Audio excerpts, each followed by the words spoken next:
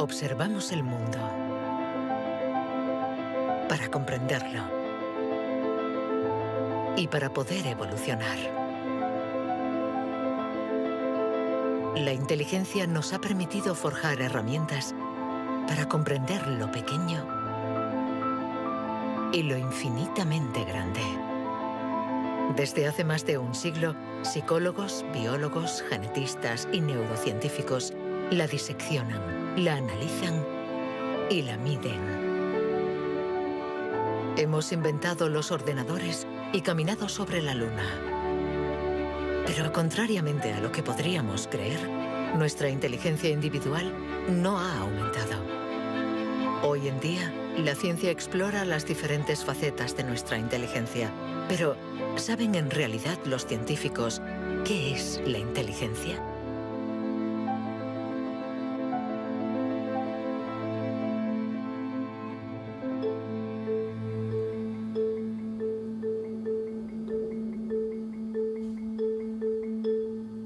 Inteligencia es relacionar, unir elementos diferentes para hallar soluciones. Para entenderla, hay que conseguir dividirla y aislar todos sus componentes. Los investigadores estudian sus diferentes facetas.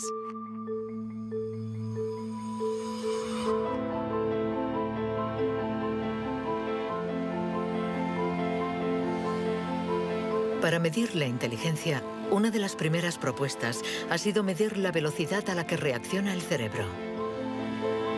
Este es el método que el profesor Tenny Yanois ha utilizado. Él ha comparado nuestro tiempo de reacción con el de nuestros ancestros. Y los resultados de su estudio no nos favorecen.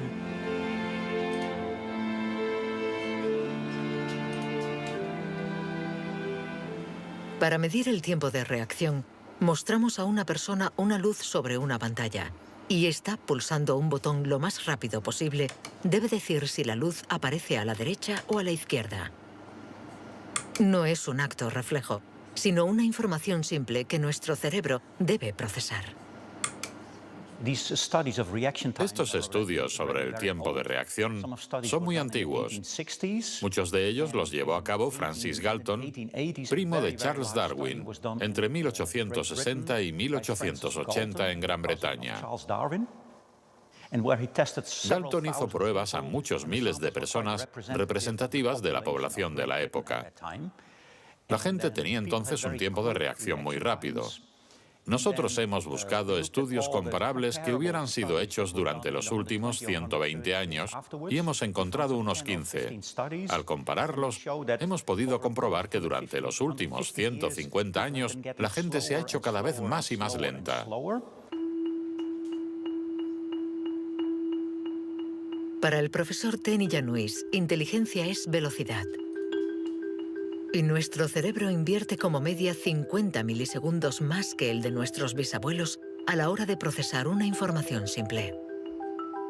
50 milisegundos más puede sonar como un algo ridículamente breve. Pero si pensamos en las miles y miles de decisiones que debemos tomar cada día, y somos un poco más lentos en cada decisión, esto puede tener consecuencias muy, muy importantes.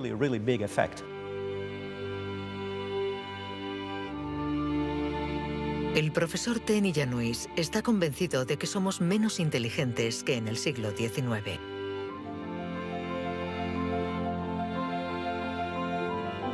Y la prueba está en la increíble capacidad de invención de este periodo, marcado por una explosión de las innovaciones, de la creatividad, de las ideas. En el siglo XIX hubo muchas innovaciones fantásticas. Hay estudios que muestran que el número de inventos por habitante era 4 veces mayor que hoy en día. El profesor Tenny Yanois piensa que nuestra inteligencia está en declive desde hace por lo menos 150 años. Pero en el siglo XIX, Sir Francis Galton ya pensaba que los ingleses eran bastante menos inteligentes que los griegos de la antigüedad, donde no faltaban las mentes brillantes. Entonces, y los predecesores de los griegos, los hombres prehistóricos. Es extremadamente difícil medir su inteligencia. Sin embargo, en el Instituto Max Planck de Leipzig intentan responder a esta pregunta reconstruyendo el cerebro de nuestros antepasados de la prehistoria.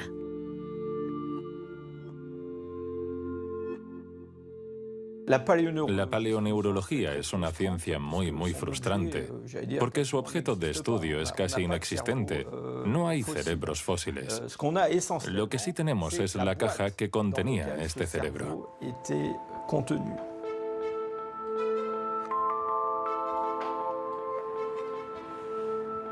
Al comparar nuestro cerebro con el del hombre prehistórico, los científicos han encontrado diferencias no solo en la forma, sino también en el tamaño. Algunos de estos individuos tenían un cerebro más grande que el nuestro. Sabiendo que todo lo que somos, todo lo que pensamos, nuestros recuerdos, la personalidad, las emociones, el lenguaje, todo depende de este órgano, entonces, ¿es que la inteligencia está relacionada con el tamaño? Sería absurdo pensar que no hay relación entre el tamaño del cerebro y la complejidad de los comportamientos, es decir, la inteligencia. Esto lo vemos en el reino animal. Los animales llamados más inteligentes, en particular los cetáceos y algunos tipos de delfines, por ejemplo, tienen cerebros muy grandes, con un gran número de neuronas. Por lo tanto, encontramos en ellos algo que también encontramos en los grandes primates y en el hombre.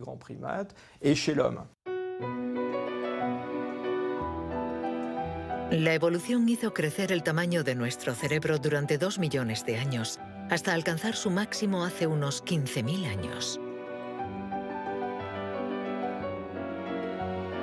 El hombre de Cro-Magnon, que pintó en la cueva de Lascaux hace unos 17.000 años, era un Homo sapiens como nosotros. Pero de todos los Homo sapiens, este era el que tenía el cerebro más grande. El tamaño de nuestro cerebro ha disminuido en comparación con el de este antepasado. Y según algunos investigadores, somos menos inteligentes que él. Pero esta teoría no es compartida por todos. Yo no creo que haya una inteligencia que se pueda medir con una regla y decir que nuestro reciente antepasado era igual o más o menos inteligente. El hombre de Cro-Magnon tenía la inteligencia que necesitaba para sobrevivir en su mundo, pero no para trabajar en un banco. Si viajásemos 25.000 años atrás en nuestra máquina del tiempo, para traer al presente al hombre de Cro-Magnon, sin duda se adaptaría al mundo en el que va a tener que vivir. Historically, you guys have struggled to adapt. Yeah, right. Walking upright, discovering fire, inventing the wheel, laying the foundation for all mankind. You're right. Good point. Sorry we couldn't get that to you sooner. Connie, your reaction? We live in a society where the individual ego and the group dynamic are in constant struggle. Response? Yeah, I have a response.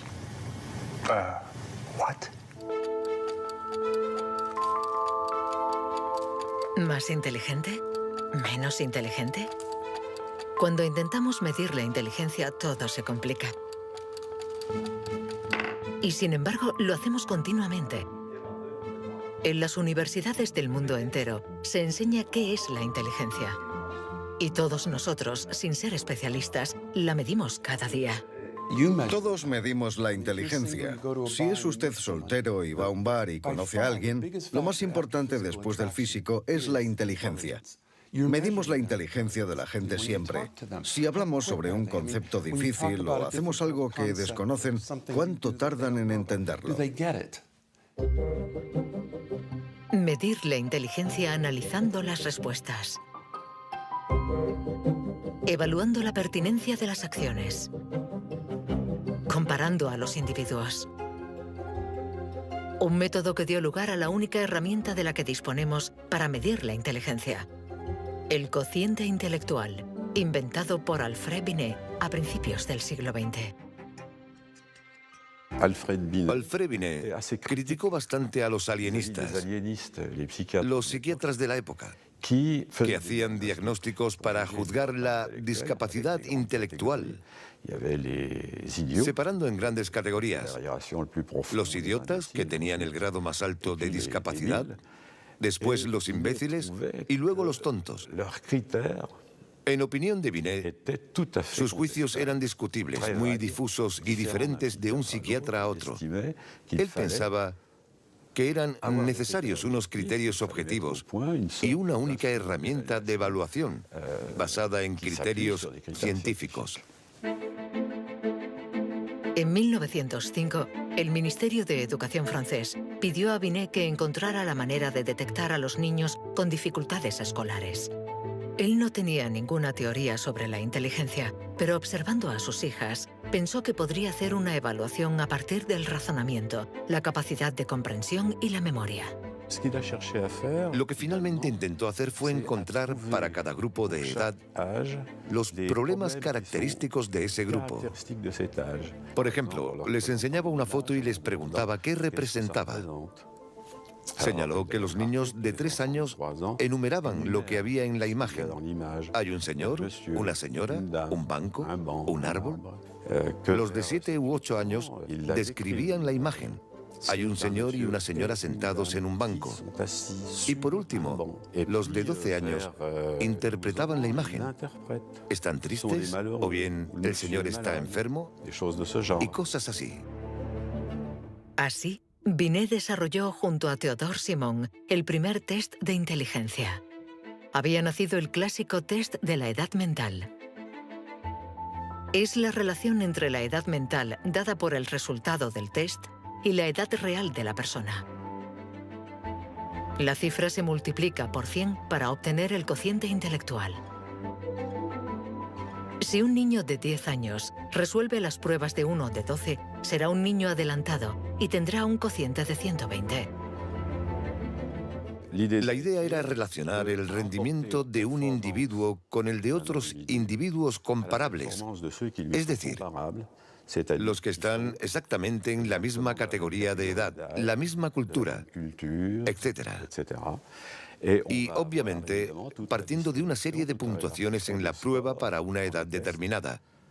El cociente intelectual es la posición de un individuo comparado con el rendimiento de otros que son como él o ella, es decir, de la misma edad. Le damos al cociente intelectual un poder exagerado, porque pretende medir una cualidad tan particular como la inteligencia. Es difícil resistirse a la tentación de medirse, de compararse. Lo que sí es un poco ridículo es lo que nos encontramos actualmente en Internet, como las páginas web que calculan nuestro cociente intelectual. La gente hace el test, se encuentra con una cifra y la interpreta. Y si, por ejemplo, esta cifra no es buena, pensamos que no somos inteligentes. Es absolutamente catastrófico. El 2. Es ridículo pensar que una cifra defina a una persona. El 4. El 3. Solo un psicólogo hará un test fiable del cociente intelectual. El 2. Ya que debemos saber cómo interpretarlo en relación con el pasado del individuo, su presente El 2 y el 3. y su personalidad. Este cociente mide la inteligencia. Compara a las personas. Pero ¿nos permite saber si nuestra inteligencia ha evolucionado desde que Binet lo inventó hace más de un siglo? ¿Obtenemos mejores resultados en el test hoy? En Nueva Zelanda es donde por primera vez han respondido a esta pregunta. Allí, James Flynn ha hecho un descubrimiento sorprendente que los científicos de todo el mundo han bautizado como el efecto Flynn. El efecto Flynn supone el descubrimiento de que todas las naciones que entraron en la era industrial han obtenido mejoras considerables en los tests de cociente intelectual. He revisado toda la variedad de estas pruebas en 40 países, como en Francia, Holanda o Noruega, donde los jóvenes habían sido llamados al servicio militar. Se les ha dado cada año exactamente el mismo test, y las mejoras son muy evidentes. Hace 1 o 2 generaciones, la gente obtenía una media de 30 respuestas sobre 60. Hoy obtienen 45. Después de evaluar decenas y decenas de estudios, James Flynn ha mostrado que desde hace más de 60 años obtenemos mejores resultados en estos test. ¿Quiere esto decir que ahora somos más inteligentes que nuestros abuelos?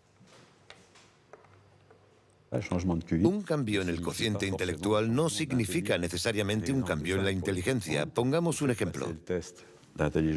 Una persona hace hoy el test por primera vez.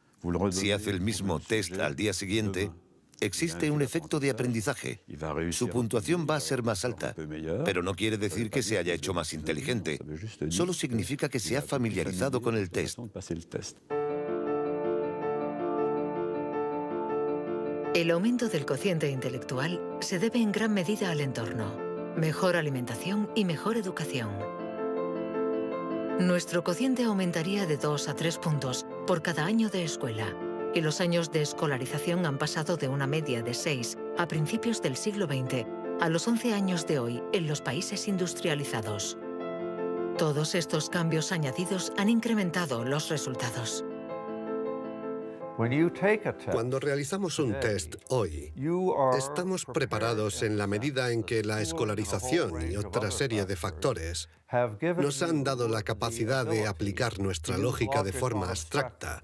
Es decir, que podemos ver una serie de números y acertar el siguiente.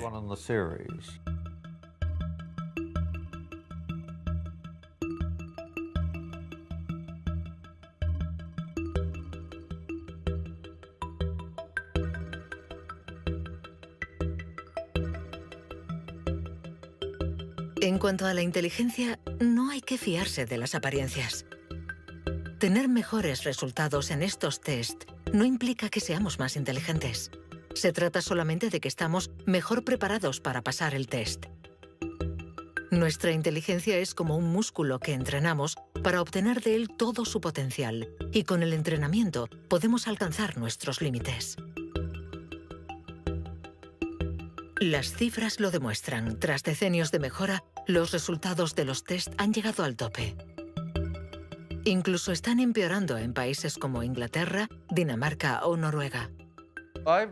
El aumento del cociente intelectual es un fenómeno que ha durado un siglo, pero todos los países terminarán por llegar al tope de este incremento. Sospecho que la educación formal ha abusado de la capacidad de manipular los conceptos abstractos y, a menos que se produzca una revolución de la pedagogía, los beneficios que ha producido la escuela van a tocar techo, ya que hoy en día casi todo el mundo está escolarizado.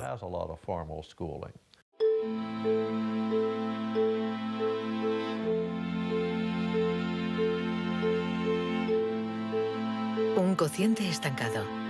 Cerebros cada vez más lentos y más pequeños. ¿Dónde está nuestra inteligencia? Las primeras herramientas para medir la inteligencia se inventaron hace más de un siglo. Y todavía estamos influenciados por las teorías de Sir Francis Galton y Alfred Binet. Pero hoy podemos llegar más lejos. En lugar de medir lo que la inteligencia produce, pongamos nuestra atención en el órgano que produce la inteligencia.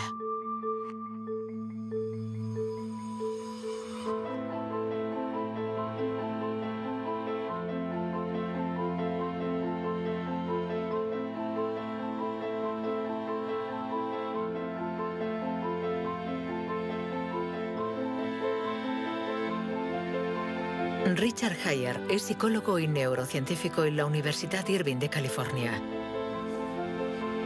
Desde hace más de 30 años, intenta averiguar cómo es un cerebro inteligente. Gracias a los progresos de los instrumentos de observación, Heyer y su colega, el profesor Rex Jung, investigan en qué lugar del cerebro se aloja la inteligencia. Veamos el cerebro de Richard Hayer. Vemos un bonito cerebro. El doctor Hayer es una persona brillante e inteligente y vemos todas las regiones que sustentan su inteligencia.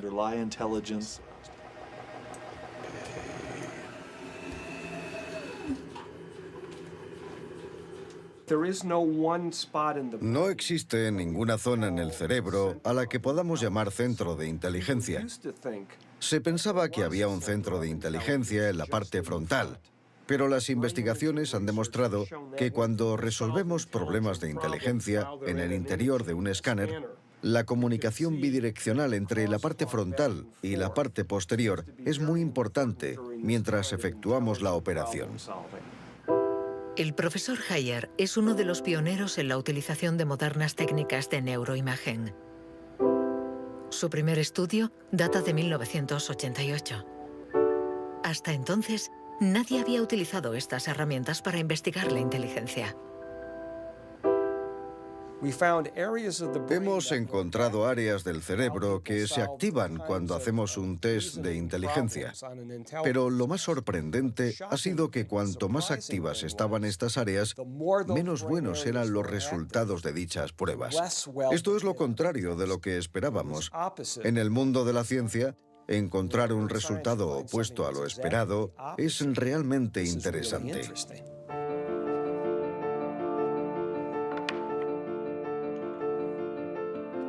Un cerebro inteligente no es un cerebro que funciona más, sino todo lo contrario. Es un cerebro que funciona menos. Esto es lo que llamamos neuroeficacia. Ser inteligente consiste en resolver un problema con el mínimo esfuerzo.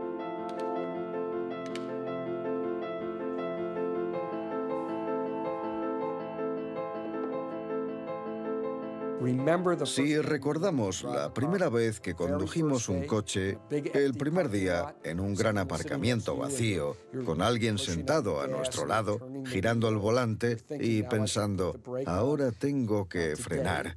Sin embargo, hoy conducimos en medio del tráfico de una ciudad desconocida y aún así podemos charlar con los acompañantes, porque nuestro cerebro es ahora mucho más eficaz.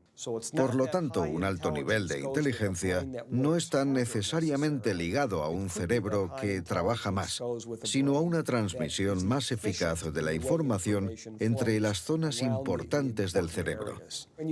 Cuando se piensa en un proceso tan complejo como la inteligencia, debemos imaginar que el cerebro es como una orquesta con distintas secciones. Pero el verdadero misterio está en cómo interactúan estas secciones, porque, como sabemos, esta orquesta no tiene director. Si el cerebro es una orquesta, entonces la inteligencia es la música.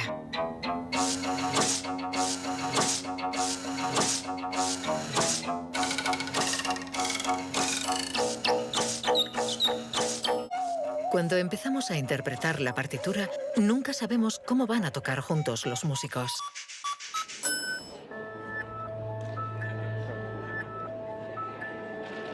En la Universidad de la Sorbona, el profesor Olivier Houdet busca un director para esta orquesta. Para encontrarlo, mide la actividad eléctrica del cerebro mientras los niños resuelven problemas. Lo que le interesa es lo que él mismo llama bugs de inteligencia. Mostramos a un niño una imagen con 1, 2, 3, 4, 5 babars separados y 5 babars juntos. Y le preguntamos si hay el mismo número de babars en la parte de arriba y en la de abajo. Hasta los 7 u 8 años, todos los niños del mundo responderían, hay más arriba, porque la imagen es más larga. El cerebro de los niños es fácil de engañar por la inteligencia visioespacial, según la cual longitud es igual a número. Esto significa que tenemos caminos neuronales distintos para resolver una misma tarea.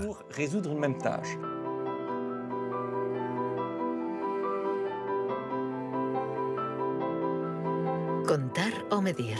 Hay muchas soluciones para un mismo problema, y nuestro cerebro está continuamente luchando para inhibir las estrategias negativas.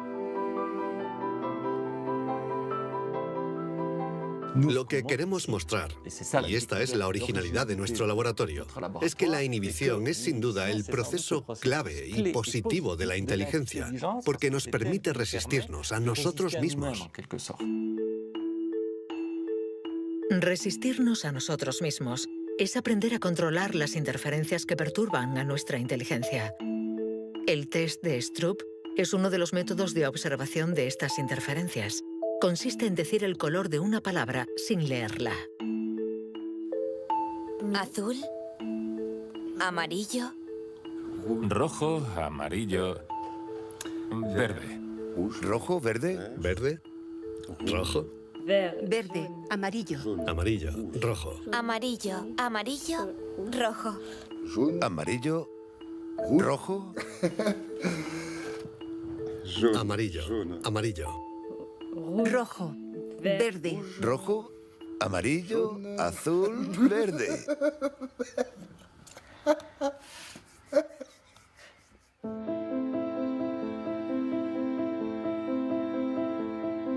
Para resolver un problema usamos diferentes regiones del cerebro unidas entre sí, pero que a veces entran en competencia.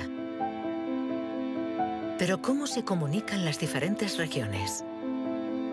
Este tema le interesa al profesor Douglas Fields, del Instituto Nacional de la Salud de Washington.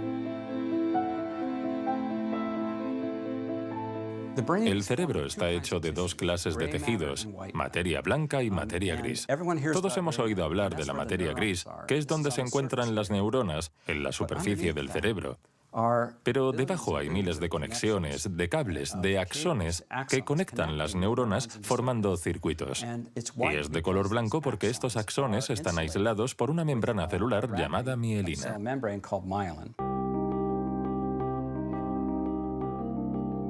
La mielina envuelve los axones y permite que la información circule de forma rápida y eficaz en el cerebro.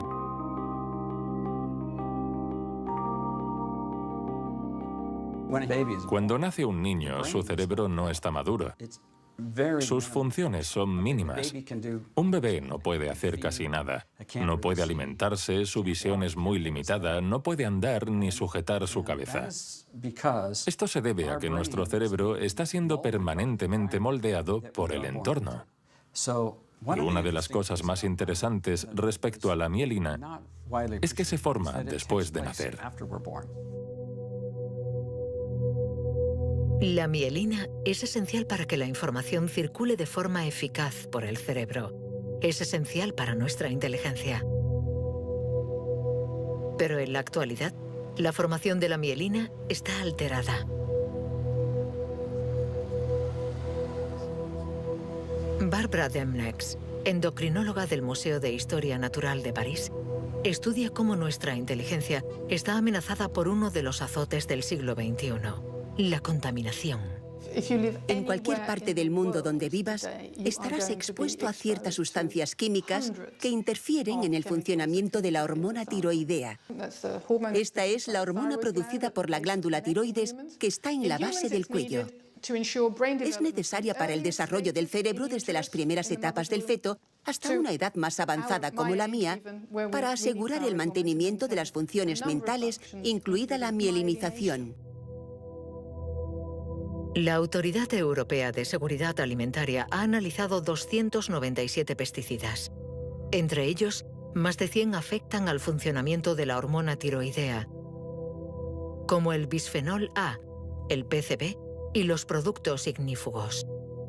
Productos químicos con los que estamos en contacto a diario. El equipo de Barbara Demnex ha demostrado que estos productos bloquean los receptores específicos de la hormona tiroidea de cada una de las células cerebrales y los efectos son considerables. Hay una evidencia sólida.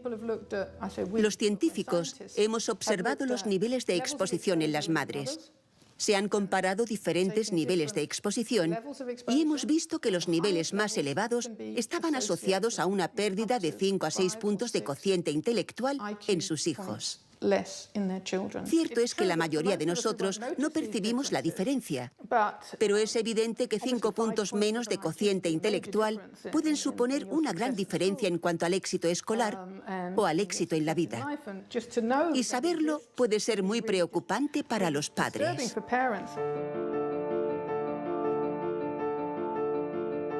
Nuestra inteligencia nos ha permitido crear un mundo complejo, pero a costa de degradar el medio ambiente.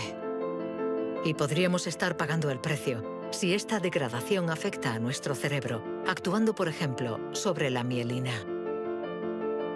Pero si este fenómeno se confirma, ¿qué haremos?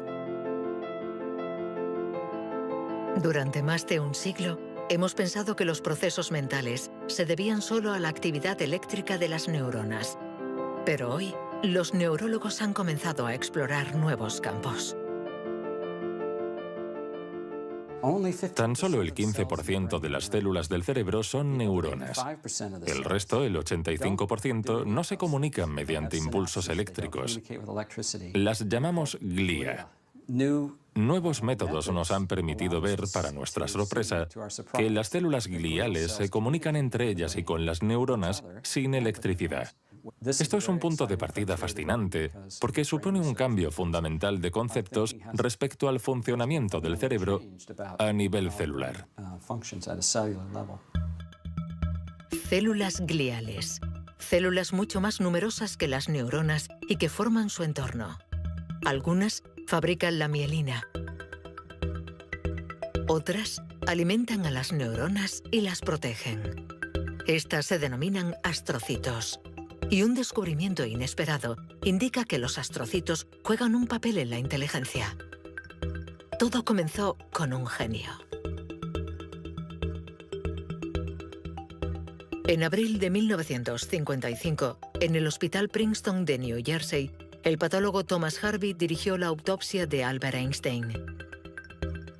El 18 de abril, a las 8 de la mañana, decidió robar el cerebro del hombre considerado como la encarnación del genio. Pretendía examinar este preciado órgano para encontrar el secreto de la inteligencia. Después de esconderlo en su casa durante 27 años, autorizó a otros científicos a examinarlo. Estos descubrieron en el cerebro de Einstein lo que podría ser el secreto de su inteligencia. El cerebro de Albert Einstein fue examinado para ver qué era lo que lo hacía más inteligente, y no pudieron encontrar ninguna diferencia en el número de neuronas ni en el tamaño. No había nada, excepto que su cerebro tenía más astrocitos. Esto llamó la atención de mucha gente sobre el papel de los astrocitos en la inteligencia. Los astrocitos. Células gliales identificadas hace más de un siglo. Aunque en los últimos años, los científicos han comprendido que su función no era mucho más compleja de lo que imaginaban. Los astrocitos sirven para muchas cosas. Controlan la sinapsis, controlan el flujo sanguíneo en el cerebro, alimentan a las neuronas, reaccionan a las heridas. Todas estas cosas estaban consideradas como tareas menores que los astrocitos hacían en el cerebro, y no habían sido tomadas muy en serio hasta que se dieron cuenta de lo determinantes que son los astrocitos para las neuronas. Un astrocito humano controla cientos de neuronas, muchas más que, por ejemplo, un astrocito de ratón. Basándose en esta observación, un equipo de la Universidad de Rochester ha realizado un experimento fascinante. Para entender mejor la inteligencia humana, han decidido cruzar la barrera de la especie y han trasplantado astrocitos humanos en el cerebro de un ratón. Hemos trasplantado astrocitos humanos en ratones y el trasplante invadió literalmente todo su cerebro. Cuando lo revisamos un mes después, pudimos ver que allí donde habíamos realizado el injerto, este ocupaba un lugar discreto. Un año más tarde, todo el cerebro se había injertado a sí mismo. Todas sus células habían sido literalmente reemplazadas por células humanas. Y nos dimos cuenta de que estos ratones tenían más memoria y más capacidad de aprendizaje que los no injertados.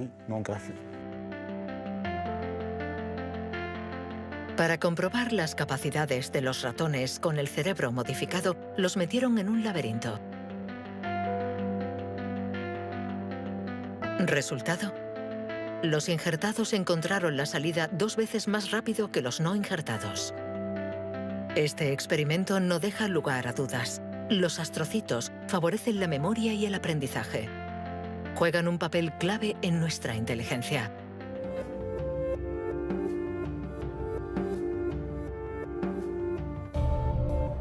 La inteligencia se refleja en el funcionamiento del cerebro. Pero ¿cómo se explica la diferencia entre las inteligencias de nuestros colegas, amigos o padres? ¿Es que tienen más materia blanca, menos astrocitos o sus neuronas son más rápidas? El origen de nuestras capacidades se encuentra en parte en nuestros genes. Robert Plomin estudia la genética del comportamiento. En sus investigaciones ha visto crecer a miles de niños y gracias a ello espera poder encontrar los genes que influyen en la inteligencia. A menudo la gente desea saber en qué medida la inteligencia viene determinada por los genes. En primer lugar, hay que insistir en que la palabra determinar no es adecuada. Debemos decir influenciar, ya que, como sucede con el tamaño, está estrechamente relacionado con los genes, pero no determinado por ellos. Si somos altos, es probable que nuestros hijos sean más altos que la media, pero si están mal alimentados o enfermos, serán más bajos. Esto no es determinar, es influenciar. En otras palabras, los genes nos dan el potencial y el entorno decide el resultado final. Para entender las relaciones complejas entre genes e inteligencia, Robert Plomin ha realizado miles de test en gemelos. Los gemelos idénticos tienen la particularidad de ser clones, tienen exactamente los mismos genes. Son completamente idénticos.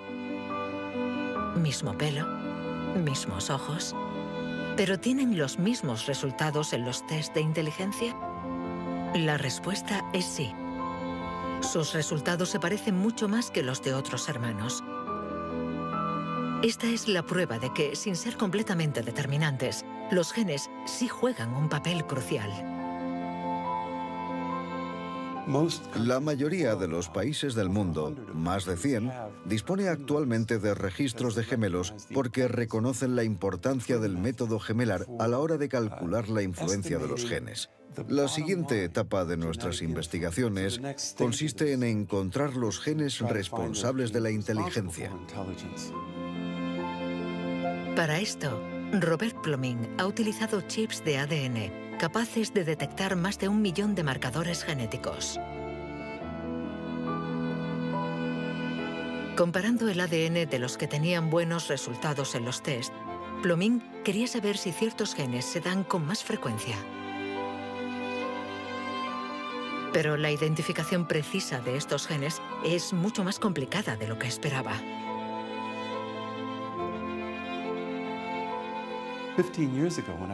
Hace 15 años, cuando comencé a buscar los genes de la inteligencia, nadie imaginaba que sería una tarea tan difícil. Pudimos identificar más de 300 genes que influyen sobre la inteligencia. El problema era que habíamos estudiado solo el 1%.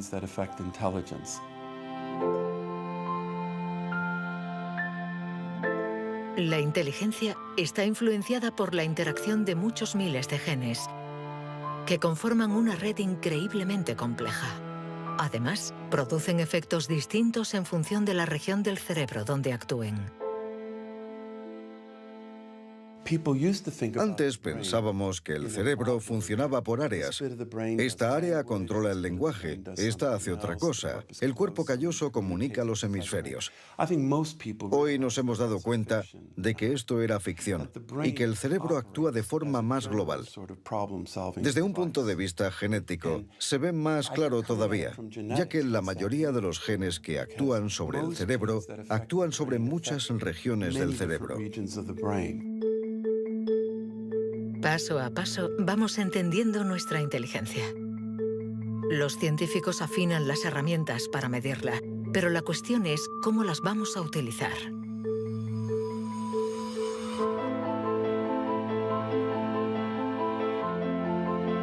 La inteligencia es lo que mejor predice nuestro nivel de estudios o nuestro empleo. Por lo tanto, hablar de la inteligencia es delicado, ya que tendemos a valorar, clasificar y jerarquizar, con el riesgo a equivocarnos que conlleva. El error de razonamiento está en considerar que la inteligencia puede ser esencialmente hereditaria. Y esto nos ha llevado a divagaciones, en mi opinión, total y absolutamente ridículas. Por ejemplo, en 1924, creo, se votó en Estados Unidos una ley que restringía la inmigración mediante cupos, porque en los test daban resultados menos buenos. Y se suponía que los inmigrantes eran hereditariamente menos inteligentes. Se limitó, pues, su entrada al país para evitar un descenso en la media. Como sabemos, entraban por la isla de Ellis, frente a Nueva York, donde muchos de ellos eran devueltos, sobre todo aquellos que se anticiparon al auge del nazismo. Pienso especialmente en los judíos de Europa del Este que fueron expulsados por razones absolutamente estúpidas. Durante mucho tiempo, creímos que nuestro origen era determinante y que nuestra herencia controlaba nuestras vidas. Después, por suerte, la ciencia ha abandonado esta visión determinista. Pero la inteligencia es algo especial. Un tema tan sensible que los pasos en falso han marcado su historia. William Shockley, físico visionario y premio Nobel por su descubrimiento del transistor, resultó menos brillante en sus estudios sobre la inteligencia. Dr. Shockley, if you could answer it yes or no, I would appreciate it. Do you believe that black people are inferior in intelligence because of their heredity? What I say is this. My research leads me, and it's a tragic conclusion, really, my research leads me inescapably to the opinion that the major cause of the American Negro's intellectual and social deficits is hereditary and racially genetic in origin, and thus not remediable to a major degree by practical improvements in environment. Then what do you see as the solution to the problem? I would propose that you would offer a bonus to everyone to be sterilized. The offer is based upon the best estimates, best scientific estimates that one can have of any genetically carried disabilities. 1974, prácticamente ayer. Una época nada lejana. Algunos utilizaban el cociente intelectual para justificar su racismo y excluir lo diferente. Joseph Skobanek sufre el síndrome de Asperger, una forma de autismo compatible con un cociente elevado. Graduado en ciencias políticas, doctor en filosofía y escritor, con 6 años no hablaba una palabra. Hoy habla 7 idiomas, entre ellos el hebreo, el árabe, el persa y el azerí. Yo formaba parte de esos niños cuyo destino era la basura. Durante mucho tiempo nos dijeron que las personas autistas eran deficientes intelectuales. Autismo llegó a ser casi sinónimo de discapacidad intelectual. Sin embargo, hoy sabemos que esto no es así. Toda sociedad humana necesita una jerarquía, necesita gente que marque la diferencia. Y tendemos a resumirlo todo bajo un criterio único. En Estados Unidos, la calidad humana y las jerarquías se definen por el cociente intelectual. En Francia puede ser cualquier concurso administrativo. En la China imperial eran los famosos exámenes del mandarín. Pero todo esto reposa sobre una idea central, y sin embargo errónea, la de que hay una única escala para medir la inteligencia de la humanidad. Y todo aquel que predica estas teorías se sitúa a sí mismo en lo más alto. La inteligencia como escala única de la humanidad. ¿Pero se puede definir lo humano desde una sola dimensión? ¿Podemos ser definidos tan solo por la inteligencia cuando ella misma tiene tantas facetas distintas?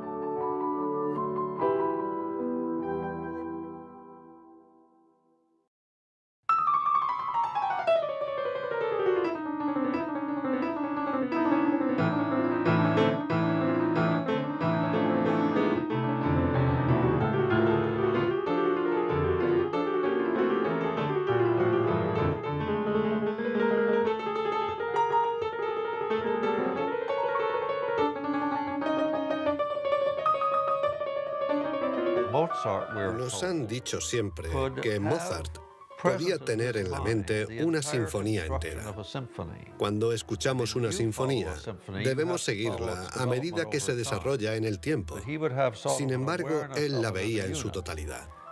Viene a ser la clase de complejidad mental de un matemático cuando tiene en mente 7 u 8 fórmulas y conoce todas las conexiones posibles entre ellas. Pero siempre podemos argumentar. ¿La inteligencia musical es inteligencia? No importa. Lo que importa es que existe y que aquellos que la poseen no tienen necesariamente un cociente intelectual elevado.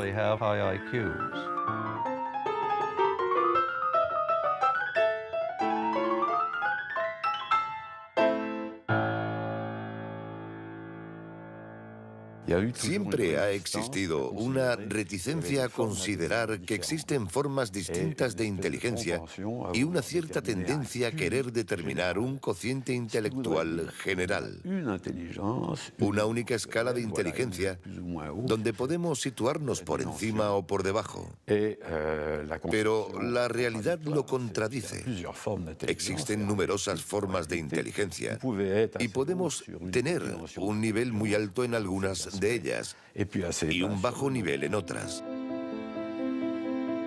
Esta idea estaba en los primeros estudios sobre la inteligencia. Hoy, los científicos ya han aceptado que sea cual sea el método utilizado, no van a conseguir medir la inteligencia con una escala única.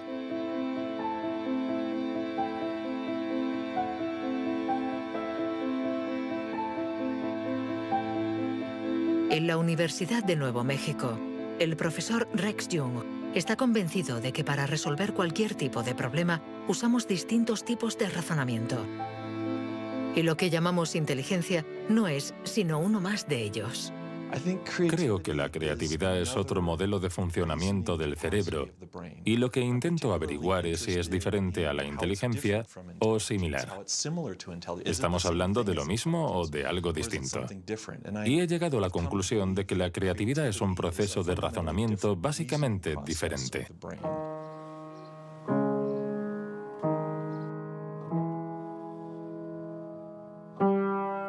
Leer una partitura es ser inteligente utilizando nuestros conocimientos.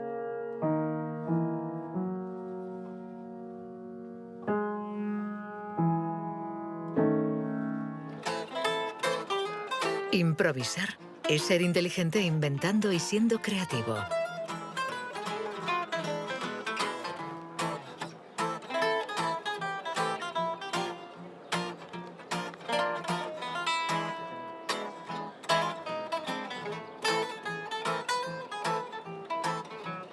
Un músico puede ser a la vez inteligente y creativo, un sujeto de estudio ideal.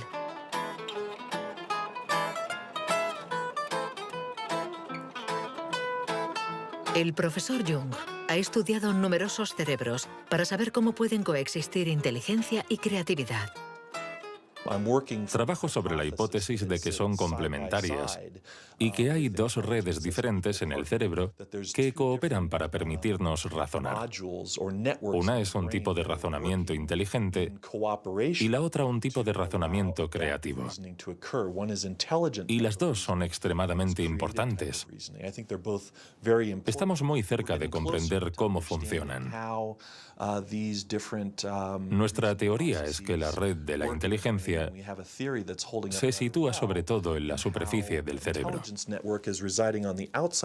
Con la creatividad las cosas son diferentes, porque depende principalmente de la llamada red de modo por defecto, situada en el interior del cerebro. Estas dos redes intercambian permanentemente información para que podamos resolver los problemas que nos plantea el mundo en que vivimos.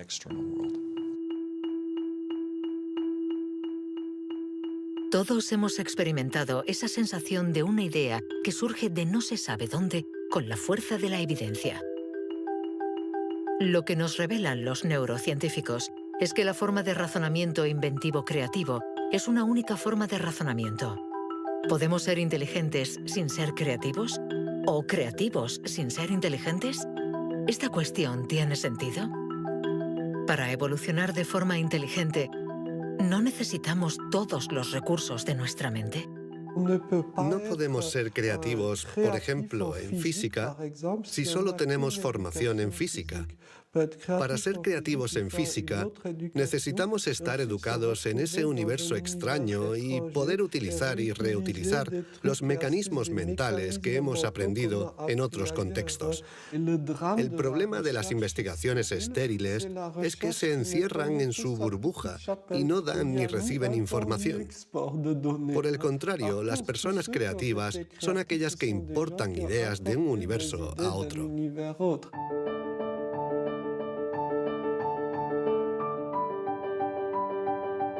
Los hilos se tejen. El cuadro se completa. Los científicos ensamblan poco a poco las diferentes piezas de nuestra inteligencia. Pero el mundo evoluciona y la inteligencia también. El cerebro está en permanente evolución y permite que la inteligencia se adapte a los problemas que debemos resolver, por múltiples y variados que estos sean. Cuando era niño, sabía que yo no funcionaba como los demás y era consciente de ello. Esto me hizo reflexionar y me llevó a imaginar un mundo plural. Un mundo donde no hubiera una única forma de clasificar y de medir, sino muchas. Lo que quiero decir es que la verdadera inteligencia humana no está en pensar de forma plural y saber tener en cuenta distintas formas de entender el mundo y no solo una.